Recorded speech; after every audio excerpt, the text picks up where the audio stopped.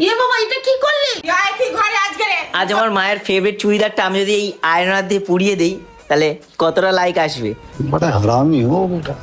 এই যে ইস্ত্রি মেশিনটা দেখেছো, এটা আমি এক্ষুনি কিনেছি। এটা দিয়ে আজ আমার মায়ের ফেভারিট চুড়িদারটাকে আমি পুড়িয়ে দেবো। এখন আমার মায়ের কাছে গিয়ে বলবো, ও মা তোমার একটা ফেভারিট চুড়িদার দাও তো, আমি ইস্ত্রি করে দিচ্ছি। উপহার কি কি পাবো লিস্টি করেছি।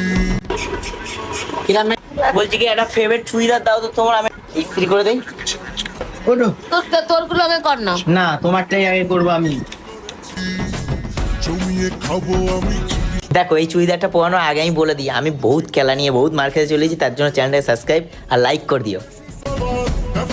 আমার নতুন ইস্ত্রি, এর থেকে ভালো ট্রাই করার কোনো জায়গা হতে পারে?